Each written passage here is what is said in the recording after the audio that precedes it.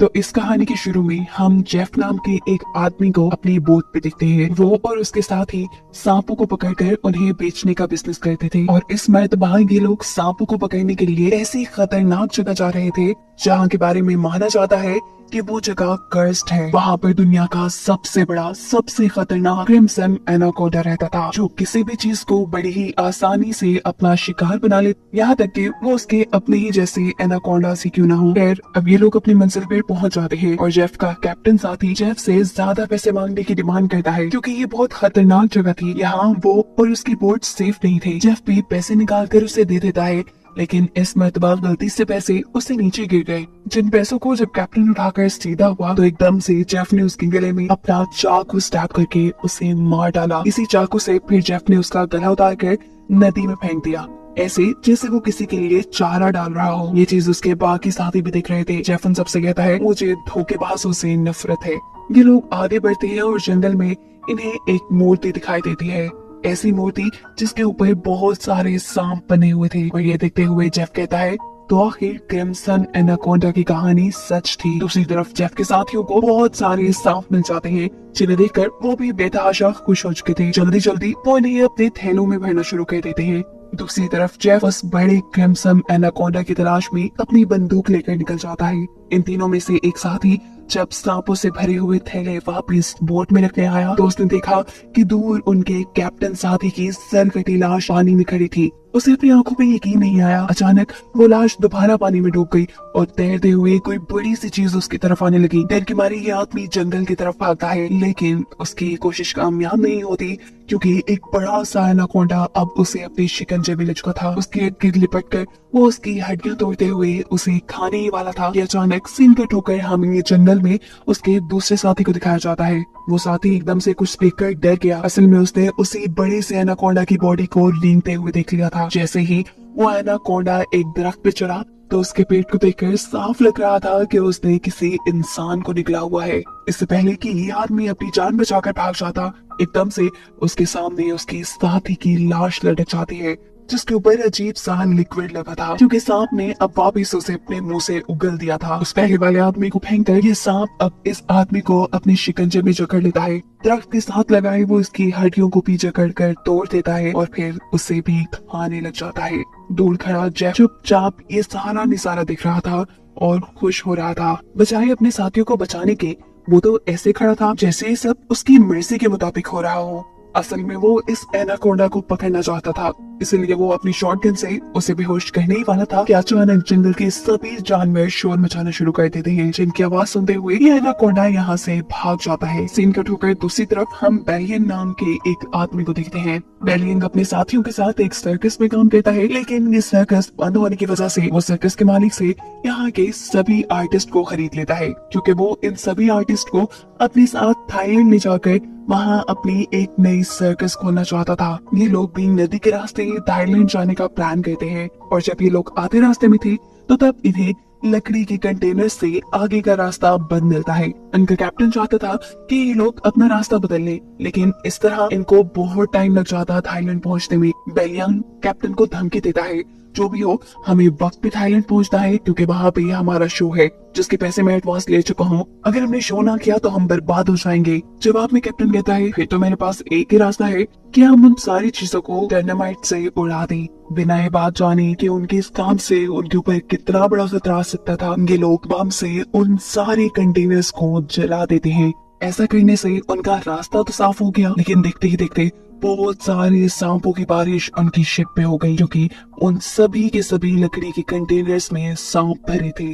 डर के मारे ये लोग कहीं न कहीं छुपने की कोशिश करते हैं, जबकि बहुत से लोग बुरी तरह सांपों में घिर चुके थे। इनकी एक साथी लैन यहाँ होशियारी दिखाती है और एक प्रेशर वाले पाइप के जरिए इन सभी सांपों को अपनी शिप से नीचे गिराने में कामयाब हो जाती है।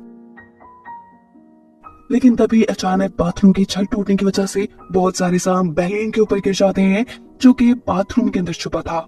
जिनसे बचने के लिए वो नदी में कूद जाता है और तैरते हुए किनारे तक पहुंचता है। लेकिन उसकी बुरी किस्मत यहाँ पर भी एक किंग कोबरा उसे काटने के लिए उसके सामने था। इससे पहले कि वो उसे डस लेता, यहाँ कोई आदमी उसके ऊपर पांव रखते हुए उसे कुचल देता है। ये इंसान जेफ था, जिसने बेलियांग की जान बचानी थी, इसीलिए बेलियांग उसे अपनी शिप पे ले आता है। जेफ सबको बताता है कि वो एक वाइल्ड एक्सप्लोरर है और एक एक्सीडेंट की वजह से वो यहाँ जंगल में फंस गया। यहाँ अचानक इनका एक साथी कान पकड़कर जोर जोर से चिल्लाने लगा था। जेफ करीब जाकर उसका कान गौर से दिखता है, फिर अपनी उंगली पे कट लगाते हुए वो इस लड़के के कान के पास ले जाता है और हम देखते हैं कि अचानक उसके कान में से एक सांप का बच्चा निकलकर जेफ के हाथ पे काट चुका था और उसके काटने से जेफ को कोई फर्क नहीं पड़ा। वो तो इस सांप को उठाकर पानी में फेंक देता है। ये सारी चीज यहाँ खड़ी लैन नोटिस कर चुकी थी। लैन खुद भी एक स्नेक एक्सपर्ट थी। वो जानती थी कि एक सांप के जहर से इम्यून करने के लिए इंसान को बहुत सारा सांप का जहर अपने जिस्म में डालना पड़ता है और ये चीज वो बेलियांग को भी बताती है और कहती है, मुझे ये जेफ इंसान ठीक नहीं लग रहा। देखो कैसे उसे सांप ने काटा लेकिन उसे कुछ भी नहीं हुआ। जबकि दूसरी तरफ जेफ इस बोट के कैप्टन से मिलता है। वो चाहता था कि कैप्टन अपनी बोट को उसके बताए नक्शे के मुताबिक एक जगह पे ले जाए। जिस जगह के बारे में सुनते ही ये कैप्टन बंदूक निकाल के जेफ के ऊपर टांग देता है और कहता है, अगर दोबारा तुमने यहाँ जाने की बात की ना, मैं तुम्हें गोली मार दूंगा। क्या तुम ये बात नहीं जानते? वो जगह कर्स्ड है। यानी कैप्टन भी क्रिम्सन एनाकोंडा के बारे में जानता था। उसकी सारी बातें सुनकर जेफ फिलहाल के लिए तो यहाँ से चलना चाहता है, लेकिन हम देखते हैं कि उसके जाते ही यहाँ कैप्टन जो फिशिंग कर रहा था उसकी फिशिंग रॉड अचानक कोई नीचे से जोर से खींचता है, जिसके खींचने पर कैप्टन खुद भी पानी में गिर गया। दरअसल ये जाल जेफ ने ही कैप्टन को पकड़ने के लिए लगाया था। वो कैप्टन को अपने जाल में फंसा चुका था, अपने उस जाल में जिस जाल में उसने एनाकोंडा को पकड़ना था, और कैप्टन एनाकोंडा के लिए चारे का काम कर रहा था। कैप्टन का गायब होना लैन को शक में डाल देता है। लैन जानती थी कि ये जेफ का ही काम होगा। वो जेफ से पूछती है कि कैप्टन कहाँ है, लेकिन जेफ उसकी बातों को ये कहकर टाल देता है कि ये जंगल है, यहाँ इंसानों का गायब होना आम सी बात है। एकदम से इन सबको पानी में हलचल सुनाई दी। ये लोग पूछते हैं ये आवाज कैसी है, और जेफ बताता है यहाँ कुछ बहुत बड़ा आने वाला है। दिखाया जाता है कि नदी की गहराई में बहुत बड़ा एनाकोंडा जेफ के लगाए जाल की तरफ बढ़ रहा था। जेफ का फिशिंग रॉड जोर से नीचे की तरफ खींचता है, जिसे जैसे ही वो फोल्ड करने लगा तो एनाकोंडा सिर्फ कुछ ही सेकंड के लिए इनके सामने आया। इतना बड़ा, इतना खौफनाक एनाकोंडा देखकर ये सभी डर गए। जेफ ने जो फिशिंग रॉड की रस्सी पकड़ी हुई थी, एनाकोंडा ने जोर लगाकर उसी रस्सी के जरिए जेफ को भी पानी के अंदर डाल दिया। वो जेफ को कभी इधर तो कभी उधर भटक रहा था, लेकिन जेफ भी हार मानने वाला नहीं था। वो अपने आप को बचाने के लिए तैरते हुए इसी नदी में मौजूद एक छोटी शिप पे चला जाता है। फिशिंग रॉड भी उसने इसी शिप के साथ बांधी थी और अब अपनी जान बचाने के लिए वो पानी में मौजूद इस एनाकोंडा के जिस्म पे एक नुकीली रॉड से हमला कर देता है। इस हमले ने एनाकोंडा को मारा तो नहीं था, लेकिन जख्मी करके उसे गुस्सा जरूर दिला दिया था, जिस गुस्से में एनाकोंडा जेफ की इस छोटी सी बोट को उठाकर नदी के किनारे ले जाता है और एक ही सेकंड बाद अपनी पूरी तेजी दिखाते हुए जेफ को इस बोट के साथ साथ अपने अंदर जकड़ लेता है। दूर खड़े बेलियांग के सारे सर्कस के साथ ही ये नजारा दिख रहे थे। उन्हें लगा कि अब तो बस जेफ मर गया, लेकिन अगले ही पल जेफ तैरता हुआ उनके जहाज में आ चुका था। ये सब उसे देखकर हैरान थे, जबकि जेफ अब पानी के अंदर एनाकोंडा को ढूंढ रहा था। वो नहीं जानता था कि एनाकोंडा अब उसी के पीछे उसी की शिप की छत पे है, जो अगले ही पल इन सब के सामने कैप्टन की बॉडी को अपने अंदर से उगल देता है। एनाकोंडा ने जिन लोगों के सामने उस आदमी की लाश निकाली थी, वो डर कर यहाँ से भागते हुए एक बाथरूम के अंदर छुप जाते हैं और एनाकोंडा तेजी से उनके पीछे उन्हें मारने के लिए बढ़ता है। ये लोग दरवाजा बंद करके मुश्किल से एनाकोंडा को अपने तक आने से रोकते हैं और बाहर की तरफ से जेफ एक नुकीले हथियार से एक और मर्तबा एनाकोंडा के ऊपर हमला कर देता है, जिसकी वजह से गुस्से में एनाकोंडा जेफ की तरफ बढ़ जाता है। एनाकोंडा के हमले से बचने के लिए जेफ एक मिनट के लिए उसकी नजरों से गायब हो जाता है, जिसको ढूंढने के लिए एनाकोंडा शिप के अंदर घुस जाता है, जहाँ के कंपार्टमेंट में बेलियांग और उसके एक साथ ही सांस रोके छुपे हुए थे। एनाकोंडा उन्हें देख नहीं पाता और उनके ऊपर से रिंगता हुआ आगे बढ़ जाता है। लैन इस शिप के कंट्रोल रूम में बंदूक लिए छुपी हुई थी, जो उस बड़े से एनाकोंडा को खिड़की से अपने रूम के बाहर से गुजरता हुआ दिखती है, जबकि एनाकोंडा ऊपर छत की तरफ से होता हुआ नीचे वॉशरूम की खिड़की से इनके बाकी दोनों साथियों के ऊपर हमला कर देता है। वो बच्चा अपनी जान बचाने के लिए लैन के पास आ जाता है, जिसको पकड़ने के लिए एनाकोंडा भी उसके पीछे था। लैन इस बच्चे को बचाने के लिए यहाँ से भाग निकलती है और इस सारी भगदड़ में यहाँ पर बहुत सारा केरोसिन ऑयल गिर जाता है। एनाकोंडा भी गुस्से में जब खिड़की से बाहर इनके ऊपर हमला करने वाला था, तब पीछे से दूसरा साथी एक घड़ा इस एनाकोंडा के मुंह में फंसा चुका था। इस मटके से अपना मुंह निकालने के लिए एनाकोंडा इस जहाज की छत पे बुरी तरह तड़प चुका था। एनाकोंडा ने मुश्किल से मटका तोड़ के अपना सर बाहर नहीं निकाला था कि यहाँ जेफ पीछे से एंट्री करते हुए उसके मुंह को एक रस्सी के फंदे में बांध चुका था। इससे पहले कि वो अपने शिकार की इस एनाकोंडा को पकड़ पाता, नीचे शिप के कंट्रोल रूम में आग लग जाती है और यह डायनामाइट यानी इनके बॉम्ब्स तक भी पहुंच गई। एक बहुत बड़ा धमाका इस शिप में दिखाया जाता है, जिस धमाके से अपनी जान बचाने के लिए ये सब के सब पानी में छलांग लगा देते हैं और एनाकोंडा इस सब में मारा जाता है। जहाज को चलता देखकर बेलियांग अब रोने लगा था। उसे ये टेंशन हो गई थी कि ये लोग अब वक्त पे थाईलैंड नहीं पहुंच पाएंगे। उससे में उसका छोटा साथी उससे कहता है, तुम पागल हो क्या? हम उस इतने बड़े एनाकोंडा से बच गए, हमारी जान बच गई, हम जिंदा हैं, ये काफी नहीं तुम्हारे लिए? यहाँ पर लैन समझ चुकी थी कि सब कुछ जेफ की वजह से हो रहा था। उसने उनके जहाज को एक शिकंजे के तौर पर इस्तेमाल किया था। वो जेफ से कहती है, अगर तुमने ऐसा ना किया होता तो ये इतना बड़ा खतरा हम पे ना आता। जेफ जवाब में कहता है, तुम लोग जानते भी हो उस एक एनाकोंडा की कीमत क्या है? अगर तुम लोगों ने उसे पकड़ने में मेरा साथ दिया होता ना, तो आज हम सब करोड़पति होते। लालची बेलियांग पैसों को सुनते ही फौरन जेफ की तरफ हो जाता है। उसे तो थाईलैंड जाना भूल ही गया था जैसे। वो जेफ से कहता है, बताएं हम उस एनाकोंडा को पकड़ने के लिए क्या कर सकते हैं? हमें पैसे कैसे मिलेंगे? हमें कहाँ जाना होगा? क्या करना होगा? उनकी ये बातें सुनने के बाद जेफ अपना मैप निकालता है, उन्हें दिखाता है और कहता है कि अगर तुम मेरी मदद करोगे तो इस मैप के जरिए मैं तुम्हें 2 दिन के अंदर अंदर थाईलैंड पहुंचा दूंगा। बेलियांग के तो दोनों मतलब पूरे हो रहे थे। वो तो उसके साथ जाने को तैयार था, लेकिन बेलियांग के बाकी साथियों को जेफ के ऊपर एतबार नहीं था। यहाँ बेलियांग की एक साथी की तबीयत भी खराब थी क्योंकि उसे बहुत ही खतरनाक कीड़े ने काट लिया था। इसके जहर से वो मर भी सकती थी। ये देखकर जेफ उसे कहता है, मेरे पास एक ऐसी दवाई है जिसके जरिए इस लड़की का इलाज हो सकता है, लेकिन वो दवाई मेरी बोट तक है। अगर तुम इसका इलाज करना चाहते हो तो तुम्हें मुझे मेरी शिप तक पहुंचाना होगा। ना चाहते हुए भी ये लोग अब जेफ की मदद करने को तैयार हो जाते हैं। बोट तो अब इनके पास भी नहीं रही थी, पैदल ही ये लोग आगे बढ़ रहे थे। आगे जाते हुए जेफ इन्हें कहता है, यहाँ का पानी मत पी लेना, यहाँ के पानी में ऐसे कीड़े हैं जो इंसान के अंदर चले जाते हैं, उसके अंदर ऐसी प्यास लगा देते हैं कि फिर वो इस पानी के अंदर ही अपने आप को डुबा कर मार देता है। रात हो जाती है, ये लोग एक गार के अंदर स्टे करते हैं जहाँ इन लोगों ने आग जलाई हुई थी और जेफ साइड पे बैठा अपने मैप पे बने हुए एनाकोंडा को दिख रहा था। एकदम से सीन्स फ्लैशबैक में जाते हैं और दिखाया जाता है कि कैसे उस क्रिम्सन एनाकोंडा का सामना जेफ से हो भी गया था। वो एनाकोंडा जेफ को मारने ही वाला था, लेकिन जेफ ने उस टाइम होशियारी दिखाई और अपने आप को उस लकड़ी के कंटेनर्स में बंद करते हुए एनाकोंडा की नजर से बच गया। जिसके बाद ये लोग आए।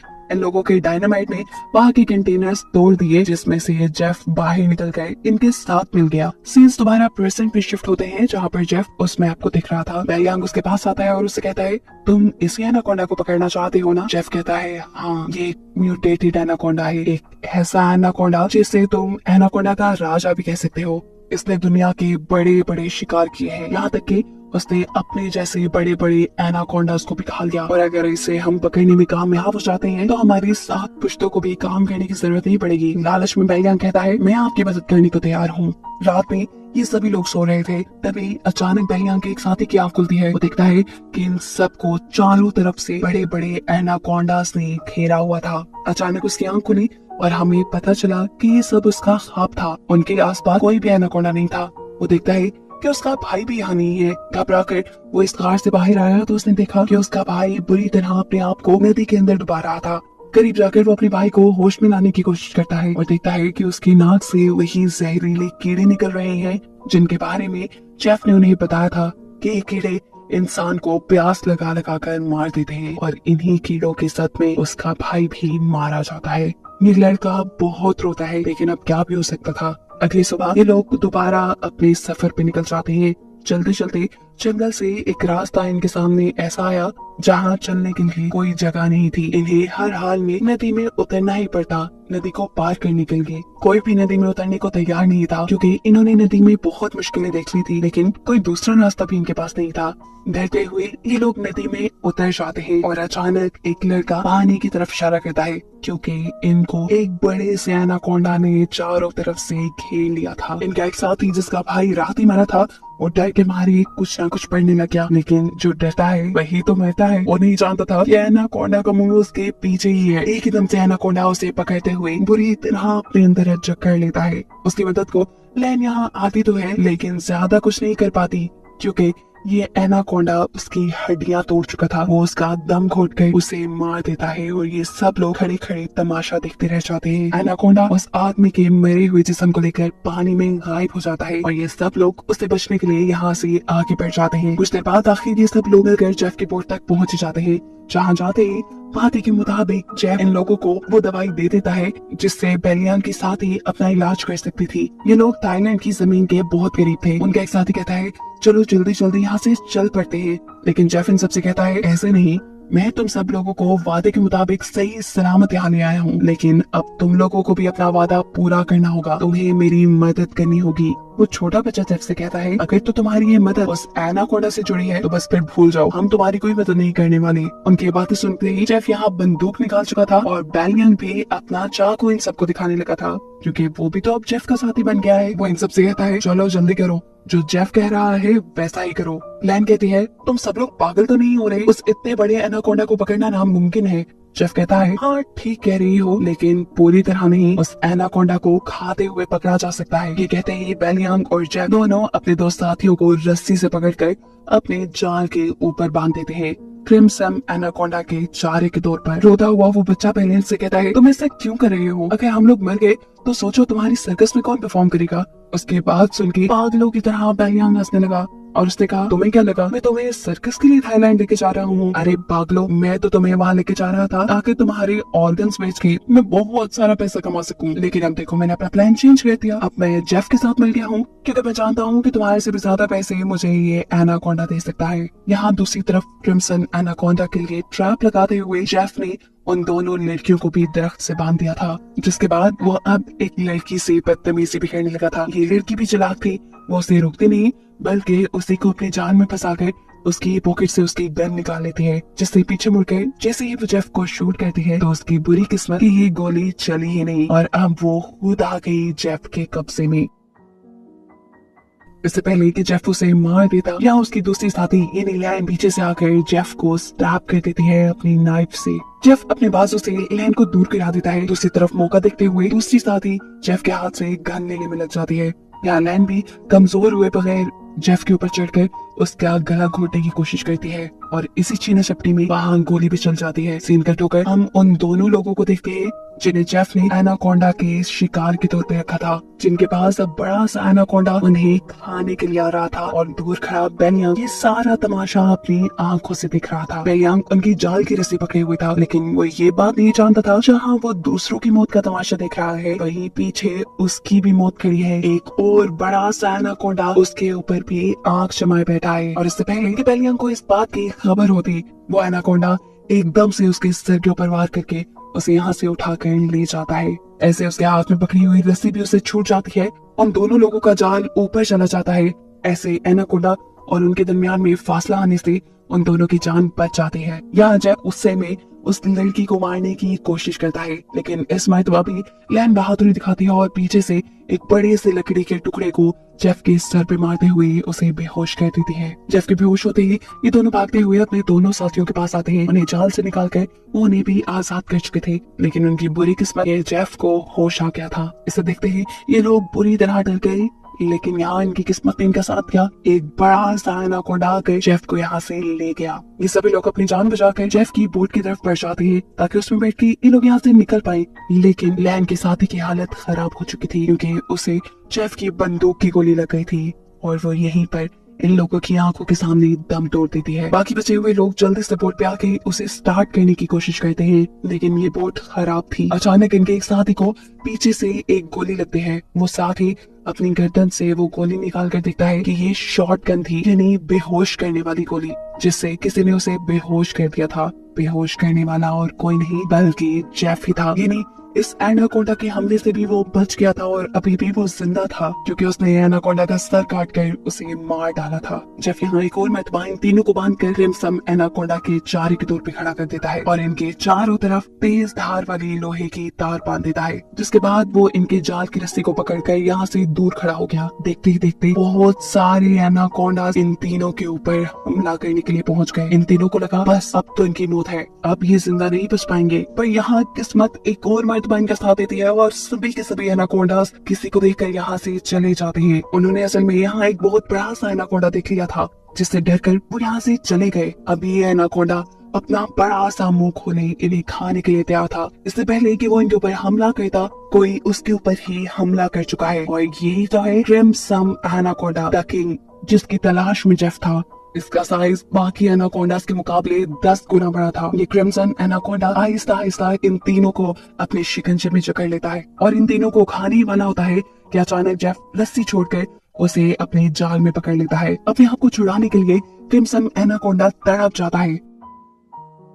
वो इधर उधर घूमता है, लेकिन फिर जब आजाद नहीं हो पाता तो अपने दांतों में इस जाल को फंसाकर वो इसे फाड़ कर एक तरफ से यहाँ से निकल जाता है। अपनी जान बचाने के लिए ये क्रिम्सन एनाकोंडा जंगल की तरफ भाग गया। जेफ ने बहुत कोशिश की उसे अपने जाल में दोबारा फंसाने की, लेकिन वो कामयाब ना हो सका। इस सारी कोशिशों में जेफ बेवकूफ ने अपने आप को ही एक दरख्त के अंदर फंसा लिया था। इससे पहले कि वो यहाँ से निकल पाता, क्रिम्सन एनाकोंडा उसको इस दरख्त के साथ ही लपेट लेता है। इस एनाकोंडा को देखकर यहाँ खड़े हुए ये लोग भी बुरी तरह डर जाते हैं। अपनी जान बचाने के लिए ये लोग कुछ भी नहीं कर पा रहे थे, लेकिन तभी छोटा होशियार बच्चा अपना दिमाग चलाता है और अपने दांतों से ये रस्सी तोड़ने में लग जाता है। कहीं ना कहीं उसे उम्मीद थी कि वो बच जाएगा। उसने अपने दांतों से इस रस्सी को तोड़ने में इतना जोर लगाया कि उसके मुंह से खून निकलने लगा। यहाँ एक मर्तबा तो जेफ उस क्रिम्सन एनाकोंडा के शिकंजे से निकलने में कामयाब हो ही गया था। इससे पहले कि वो यहाँ से भाग जाता, क्रिम्सन एनाकोंडा अपनी दुम से उसको फंसाते हुए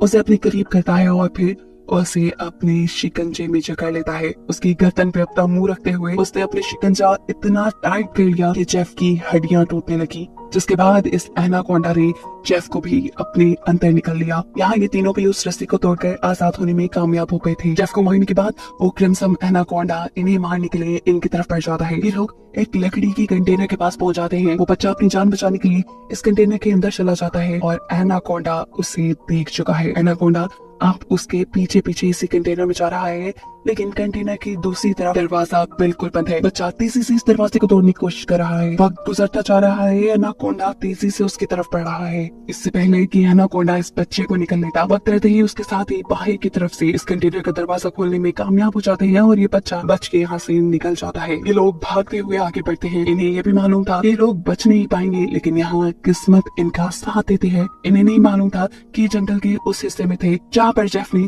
तेज धार वाली वायर लगाई थी, जिस वायर से टकराते हुए इस एनाकोंडा का सर कट जाता है। पीछे मुड़ के ये लोग उस एनाकोंडा को देखते हैं और इन्हें यकीन नहीं आता कि इनकी जान बच चुकी थी। इनके लिहाज से वो एनाकोंडा मर चुका था। ये लोग खुश थे, लेकिन अब और खतरा ये मोल नहीं ले सकते थे।